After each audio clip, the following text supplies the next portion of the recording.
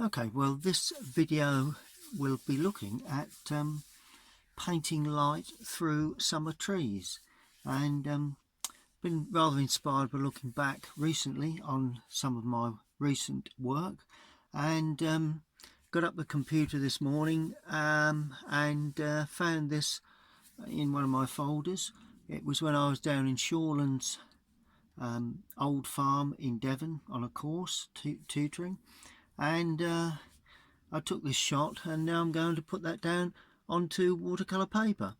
Um, I'm going to lead you through the process, so hopefully you'll be able to paint along, or at least watch the video and carry on painting afterwards.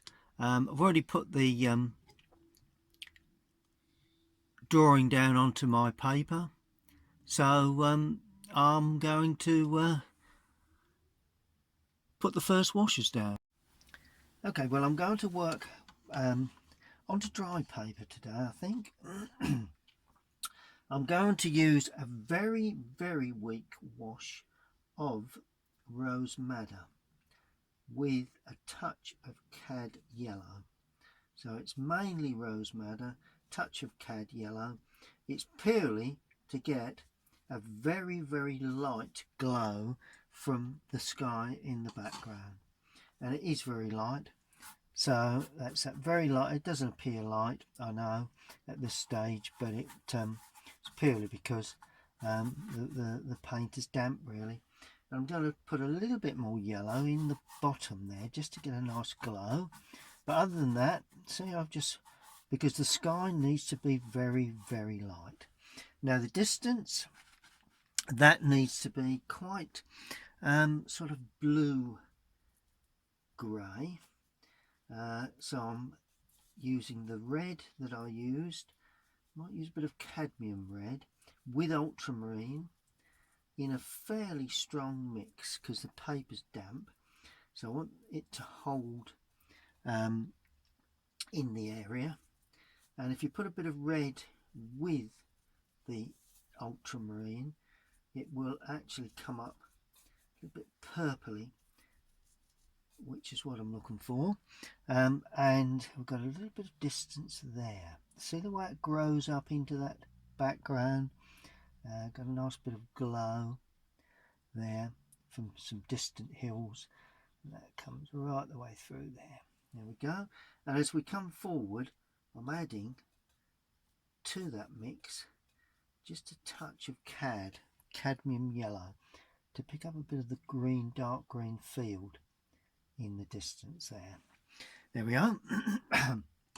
Now while that's still damp, either side of that I'm going to try and get a blue green.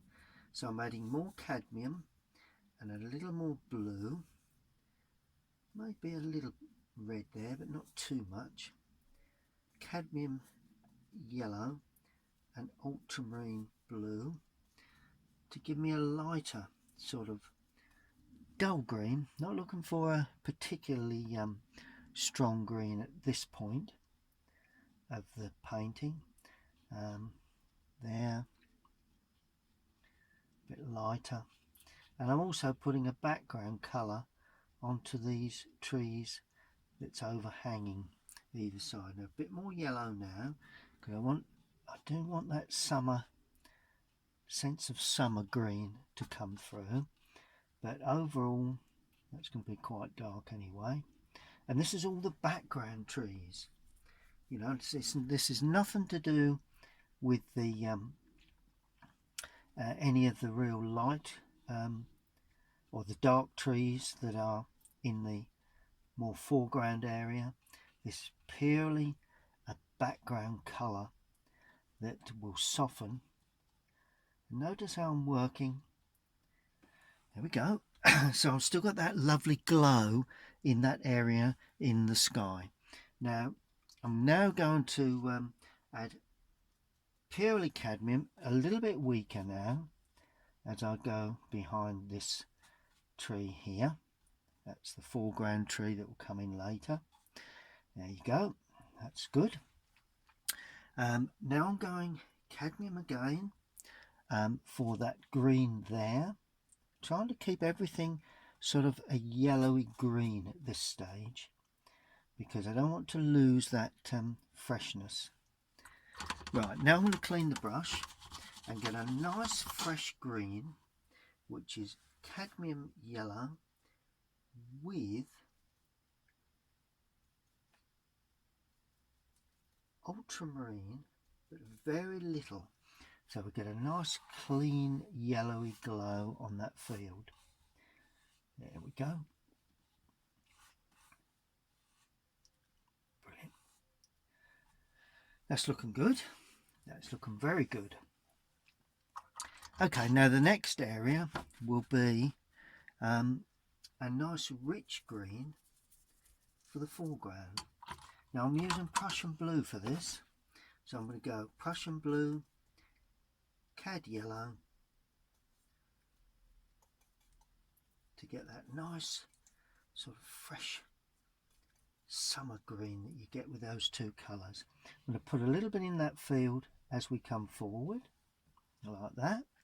I'm going to put a little bit there, and just a touch into this colour here, into this overhanging tree. So I'm introducing a little of the stronger greens now, and that green that I laid on earlier will shine through and give me a lovely sort of fresh green. Just bring that up just a tad. There we go, so it blends with the distance. That's lovely. Right, now we can start putting in some of this lovely greens here. It's all a matter of tonal contrast, if you get the tonal contrast correct, then you're pretty much getting there really. A bit more yellow. See the way I'm trying to get this nice warm yellow into the particularly into this foreground. So it's lovely and rich yellow colour within the green. And then of course as it turns into the bank, it goes very, very dark. So I'm adding more blue, touch of brown just to darken it, but mainly blue with the cadmium, touch of burnt sienna just to give it a little bit of oomph. And I'm going to stand that up and let it dot around into that damp colour, because that's more or less the bank really. Just going to maintain white for the bridge so we don't overpaint that bridge, and a nice bit of dark there. This will be darkened later, but it just gives us an idea, and you can just lift up one or two little patches. That will give us a soft feel to the turn. And then of course as I come down into the waterline, I'm adding brown, which will give me that sort of earthy feel as it goes under the little footbridge and into the water. So that's the turn there. It's all got to be darkened, but that just gives you an idea. And we now need to allow that to dry.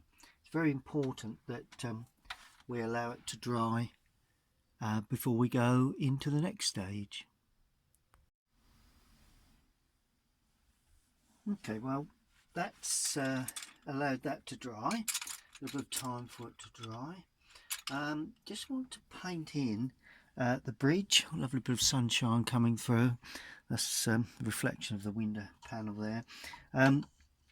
Lovely bridge at that point, so I'm going to paint that in. Just going to use burnt umber really. Just a brown at this stage, slightly greeny brown, but let's just go for brown. And we'll just stroke that in there like that. Just finishes like that. That's the little bridge across, the little footbridge across this little creek. So that's fine. Oh, and I will just put a little bit of colour in the water. Let's just go ultramarine with this. Just a little bit of of the ultramarine, more in the foreground than anywhere. As it runs underneath, it gets slightly greeny, so we'll add a little bit of Prussian to it, like that. Just bring it right up to the bank, but that just tells us that it is a small little creek area, or two rocks and stones in the bottom there. Right, now everything is more or less dry, so I'm going to start working from the back forward yet again, as I did in the first process. Right, first thing I'm going to do is paint this tree in. Let me just pick a brush up that will sort of suit that. I suppose this one will. And it's sort of like a blue green.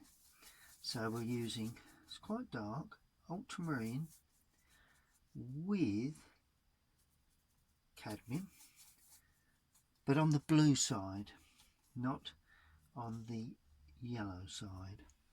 And it's got a little bit of texture to it. So all you do is lay the brush on the side, and you allow the underpainting to shine through in places. And that's the key to painting these trees. One or two branches will come out beyond that, but basically that's the way you apply the colour to these trees. And don't make them completely domed, just have some areas coming out, some going in, like that. And don't forget, there's grasses standing up, so we leave that little area for grasses that may have shadow on later. Adding a little more blue to that, because these are slightly more distant. Bit of a bushy area there, so it's got to be kept quite textured. Notice the way I've only semi-loaded the brush. You know, I've not fully loaded the brush at that point. So that's a couple of little bushes there, and I've allowed a sense of grasses standing up in the foreground. Now I'm going to add a little bit of red to that, to the ultramarine, because I need to pick up the real dark touches, particularly on the undersides of some of those branches. And this colour is not very rich, but it is dark, and a little bit in the lower area there. So it's a soft background really, and that just gives you a sense of light coming more or less from the back, but also from the right hand side. So when you paint these trees, always hold the brush on the side and just gently tease texture of the paper.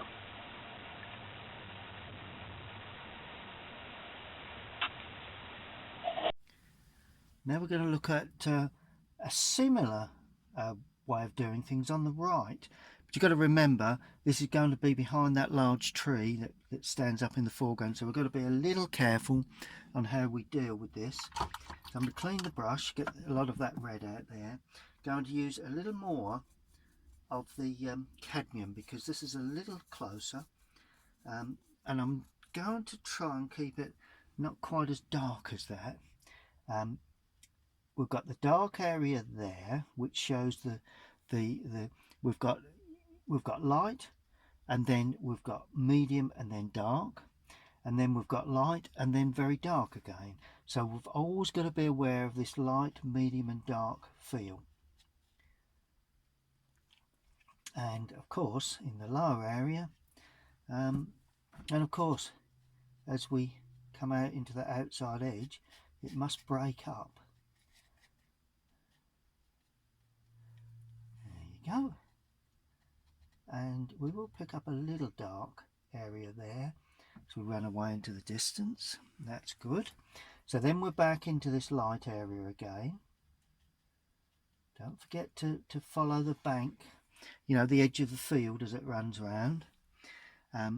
Now we go to a very dark area there, so I'm still using ultramarine and cadmium yellow,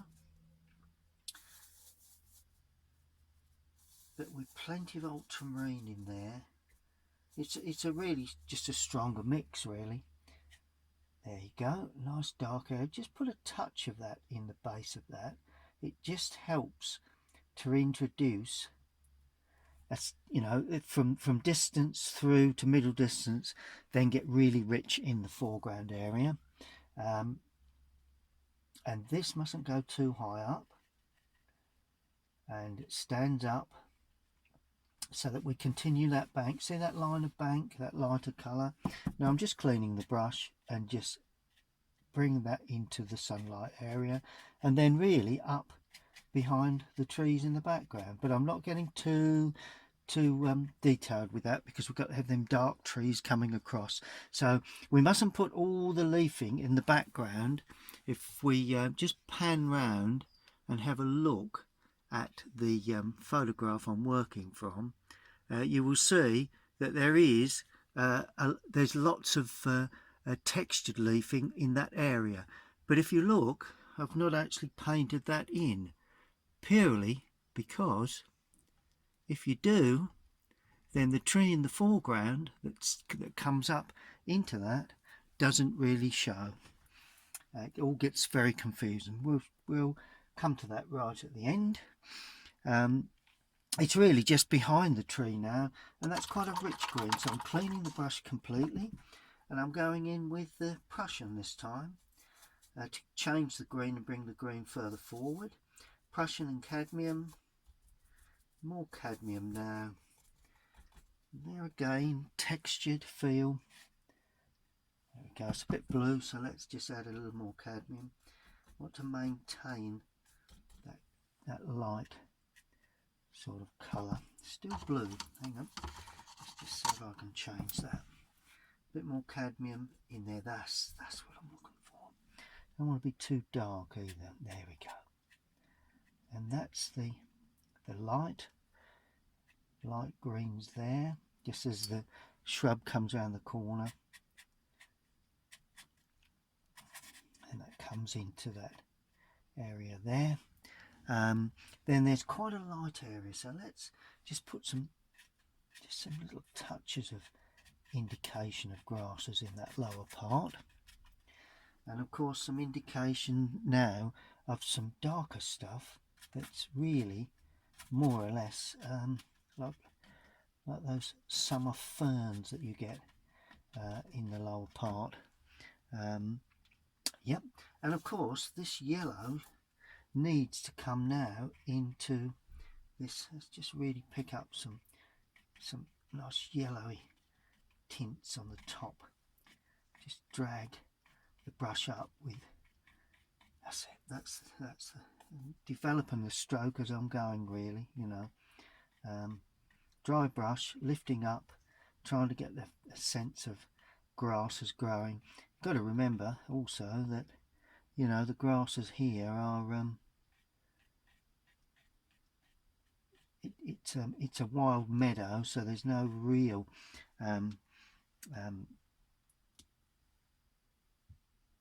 sort of cutting of the grass, so it's all quite rough. Good, so that's that. And let's just bring a few of those into this foreground area, just to, while the brush is nicely there we are, up into the river out, or the little stream area. That's it. Don't remove too many of those light areas at this stage. A little bit of rich green here, right in that bottom corner. There we are. I like to have that in the bottom corner. Just a dry brush, that's all that is. Bit of dry brush work.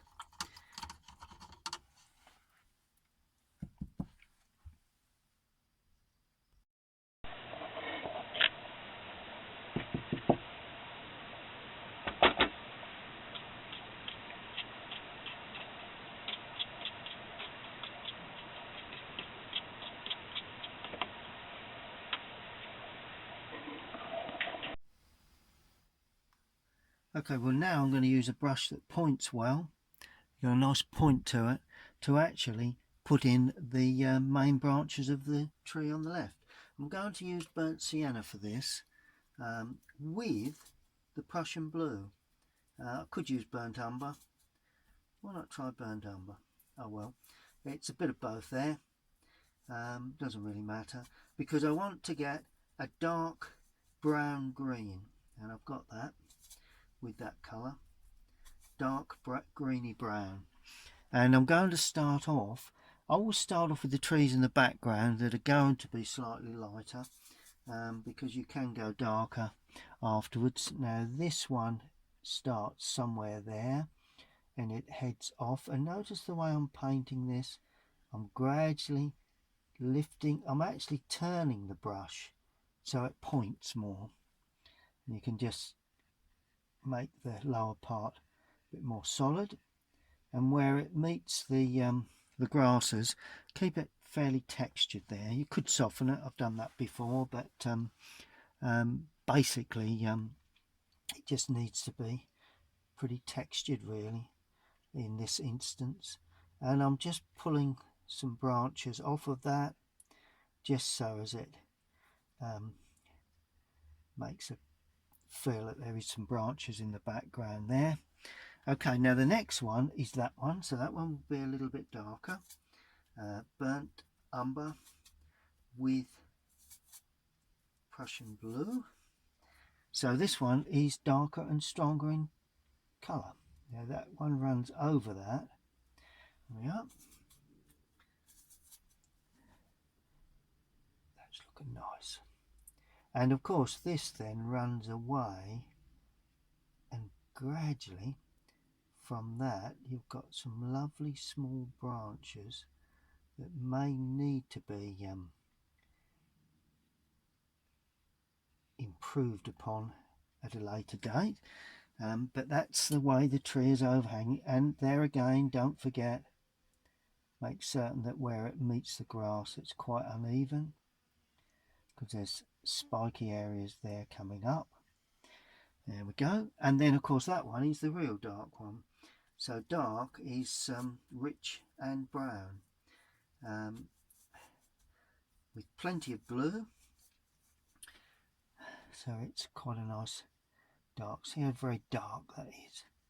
It's a lovely colour, and as the brush runs out of paint you get a sense of light coming through the branches. See the way the branches are broken there, and then I'm leaving that and just spinning that up towards the top. This one too.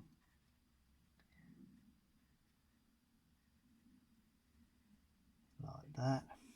There we are. A bit more brown now, just to ring the changes a bit. And then we have one or two branches coming off of that. And of course the branches that come off get taper, they get smaller and smaller, or appear smaller as they go away into the distance. They actually are smaller as they go away into the distance. And that's the technique really.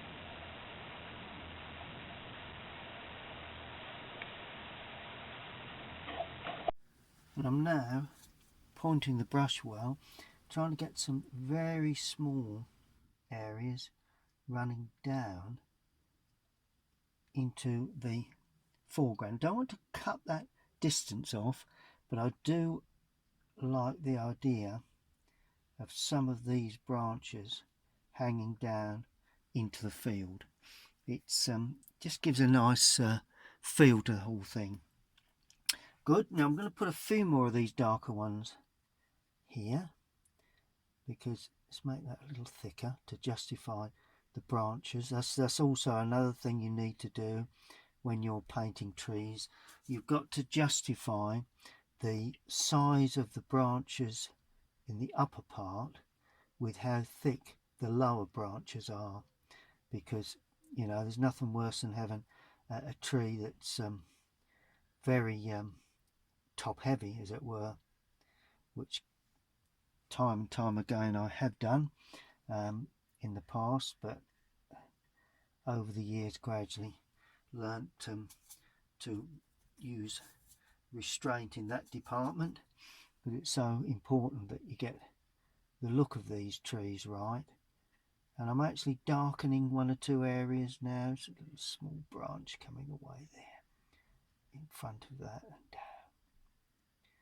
always nice to add a few more as you go. Good. Now with this dark colour, I've now got to produce the bank, and I'm actually going to add, I'm going to use Prussian blue and burnt umber, but I'm using a little bit of red in there as well, because this will enhance that bank considerably. Now I'm painting the very dark, see how very dark that is? It's a lovely dark bank area, but as I go up it actually breaks into the sunlight, and you'll have spiky areas, you'll have areas that are less intense in light, a little bit there very dark, and then you get these spiky areas popping up. Won't be as dark as that once it dries, but it is quite a dark passage. Putting a bit of red in there now, just because red enhances greens. Doing a bit this side as well, just for the fun of it. And of course, as it goes underneath that bridge, little footbridge there, it remains very, very dark, and there are dark spiky areas coming up over that footbridge area there. That's looking good. Okay, a little bit more red, just picking some nice little reds. I like some little tints of red in amongst my greens. I always have done.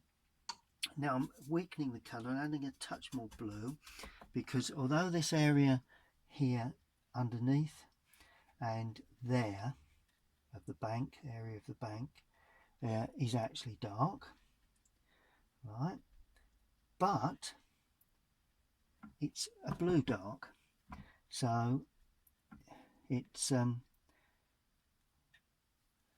just remove some of the paint. There we are. It's more blue than because it's slightly further away. That's the basic principle of that, really. Further away it gets, the darker blue, the more blue it becomes, really. Now I'm adding even more water, and I'm just painting a little background texture. Will be a little bit of background texture. There we go. Gives the trees a base to sit on, which is always a good thing to do. And of course, in this foreground, there's a lovely area there.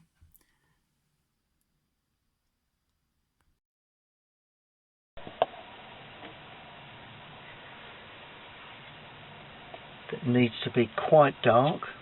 That area there needs to be quite dark. Not too dark perhaps, but I want to have a little bit of light on that foreground. And there is a post there, so let's put that post in. And that's just dark brown, really.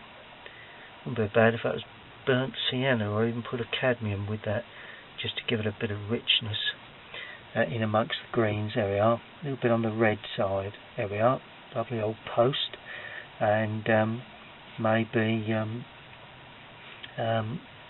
the shadow area, the side of the bridge there, will be this colour of shadow. There we go. So we can now see where the bridge sits onto the grass.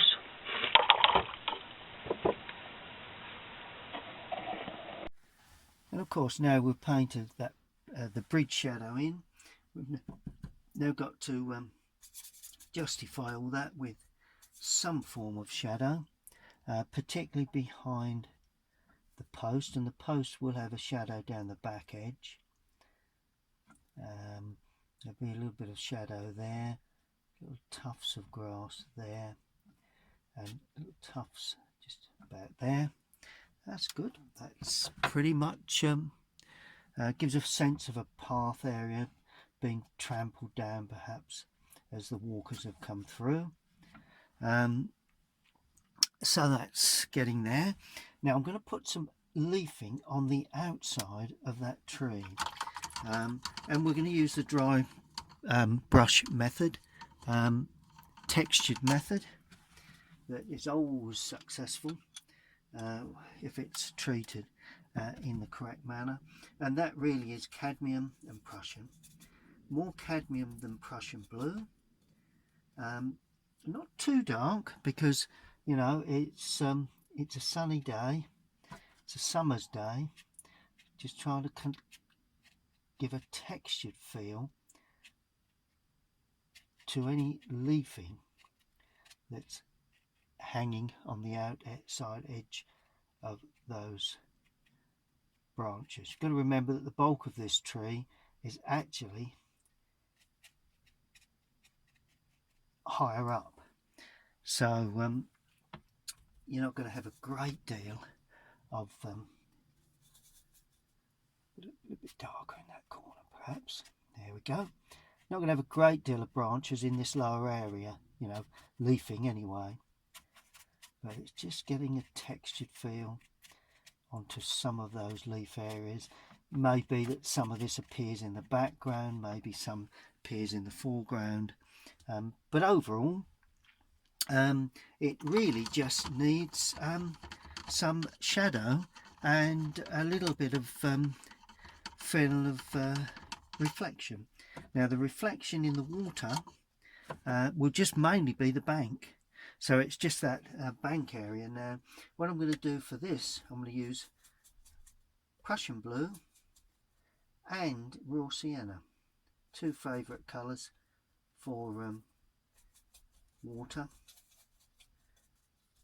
reflection, and I'm going to put a burnt sienna with that, just so as I get a slightly different reflection in the water.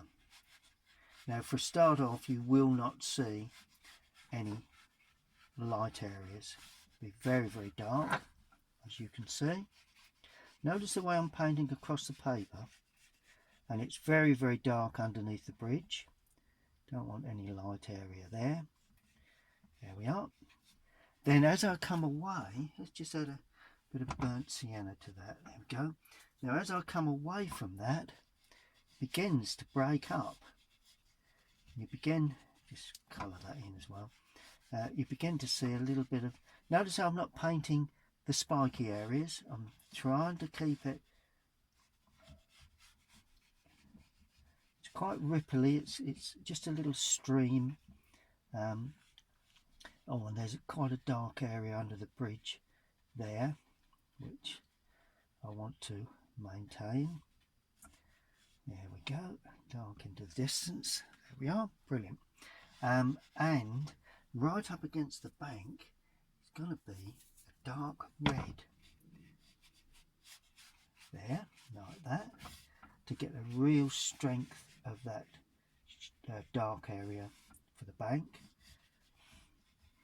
And then this colour will then depict a little bit of darkness there, just purely to give a bit of texture to that water. And then finally, we're really looking at stroking in any additional shadows, which will really be cobalt blue, no, sorry, ultramarine blue and let's go for cadmium red. And these are quite subtle shadows, shadows across the field there, like that. Very subtle in the distance, like that. Lower part there, just a little bit there, like that, just to depict the light coming from the back of that tree. There probably would be a little bit more of this colour behind that tree, or within that shadow there, running up. Just pick up a little bit of dappled light onto this, just to give a sense that there's a bit of dappled light onto that bridge.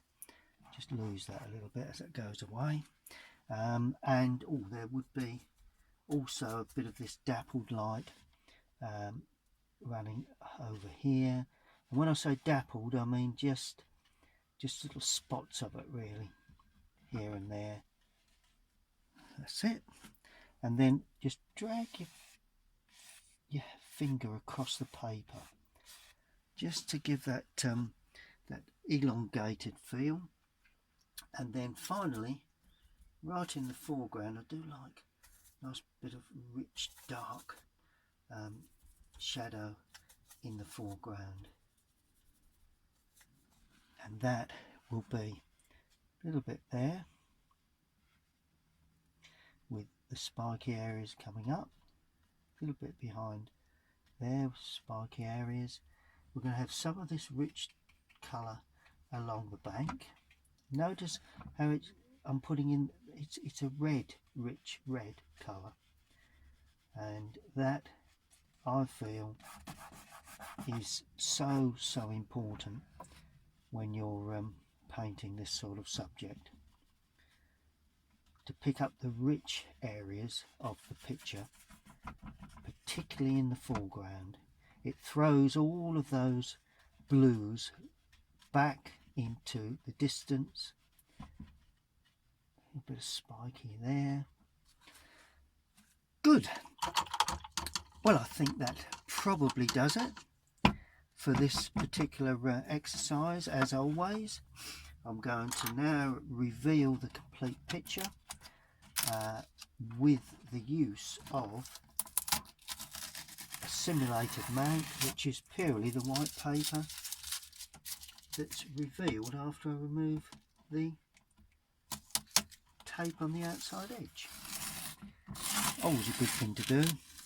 Obviously I will be signing it very shortly, but that's the way, to say, that's another way.